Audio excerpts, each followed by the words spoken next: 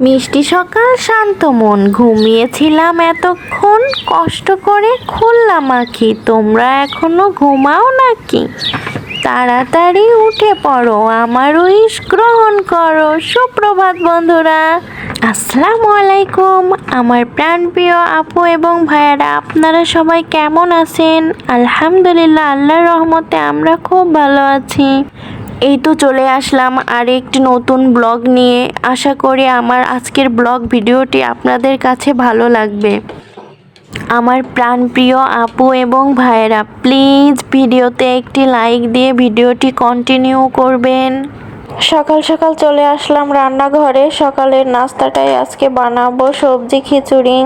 মশলা বেটে খিচুড়িটা বসিয়ে দিয়েছি, এবার থালা বাটিগুলো ধুয়ে নিব। মাঝে মাঝে মনে হয় ভিডিওতে যেমন তাড়াতাড়ি সব কিছু হয়ে যায়, আমার হাতটা যদি এমন তাড়াতাড়ি চলতো কতই না ভালো হতো। আমার মিনহাজ বাবাটা এখনো ঘুমাচ্ছে। প্রতিদিনই চেষ্টা করি ও ঘুম থেকে ওঠার আগে সব কাজগুলো শেষ করে ফেলতে। রাত্রে যদি থালাবাটিগুলো ধুয়ে ধোয়া হয় তাহলে সকালে একটু কাজ আগিয়ে যায়। কি আর বলবো, ওই যে আলসে করে ধুইনি, সকালে তো ধোয়াই লাগবে। আমার আপু এবং ভাইয়ারা কাছে দূরে যে যেখান থেকে আমার ভিডিও দেখছেন সবাইকে ধন্যবাদ। আমার ভিডিওটি যদি ভালো লেগে থাকে প্লিজ আমার চ্যানেলটি সাবস্ক্রাইব করে রাখবেন। আর যারা অলরেডি সাবস্ক্রাইব করে রাখছেন তাদেরকে জানাই অসংখ্য ধন্যবাদ। আপনাদের সাথে কথা বলতে বলতে আমার ধোয়াপালা শেষ। আমার ব্যাচিংয়ের ভেতরটা দেখছেন কেমন দাগ, আসলে এমন দাগই ছিল, তাই বলে ভাববেন না যে আমি নোংরা। আমার ভিডিওর কোনো পার্ট যদি আপনাদের কাছে ভালো লেগে থাকে তাহলে কমেন্টে জানাবেন, আর যদি কোনো ভুল ত্রুটি হয়ে থাকে সেটাও কমেন্টে জানাবেন, আমি শুধরানোর চেষ্টা করব। নিচে জগটা ভালোভাবে ধুয়ে এক জগ পানি ভরে রাখবো জগে।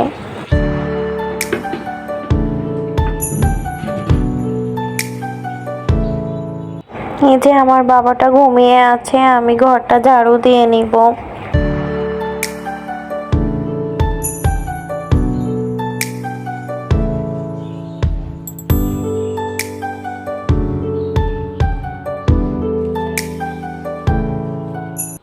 খিচুড়িটা বসিয়েই কিন্তু আমি ঘরের সব কাজ করে আসছি। খিচুড়ি রান্নাটা প্রায় শেষের পথে। বাসায় যেটুকু জিনিসই আছে সব সময় গুছিয়ে রাখার চেষ্টা করি।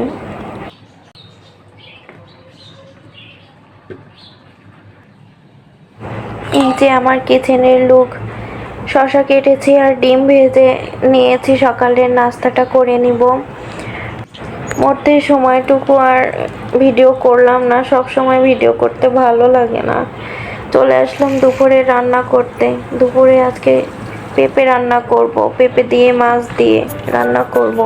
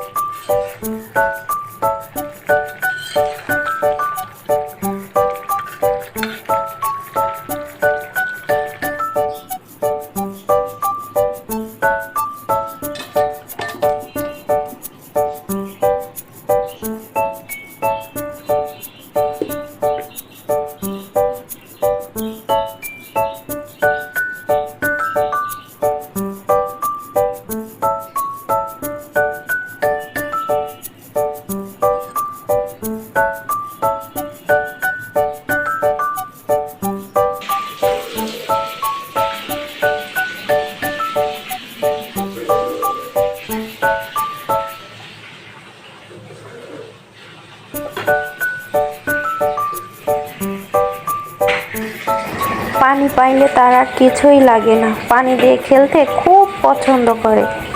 এই যে দুপুরে অফলাইনে খাওয়া দাওয়া শেষ করে রেস্ট করে বিকেলে চলে আসলাম ছাদে, খোলা আকাশের নিচে কাপড় নিতে।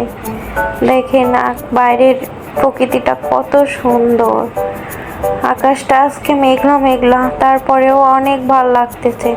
আমি সব সময় ছাদেই রোদে কাপড় শুকাই, বাসায় বেলকনি নেই তো, আর রোদে কাপড় শুকানো অনেক ভালো। আমার মনে হয় বৃষ্টির সময় একটু সমস্যাই হয়ে যায় ঘরে, কারণ যেহেতু বাসায় বেলকনি নাই, এজন্য ছাদে তো আর বৃষ্টির সময় কাপড় শুকানো যায় না, এজন্য একটু সমস্যা হয়ে যায়, তখন আবার ঘরে কাপড় দিতে হয়। ছাদ থেকে গিয়ে কাপড়গুলো ভাঁজ করে রেখে রেখে দিব, মানে পরে ভাঁজ করলে ভালো লাগে না, কাপড় দলা হয়ে গেলে পরতে ইচ্ছা করে না। বন্ধুরা, ভিডিওটা আজকে এখানেই শেষ করব। ভালো থাকতে বলবো না, সবাই ভালো থাকার চেষ্টা করবেন।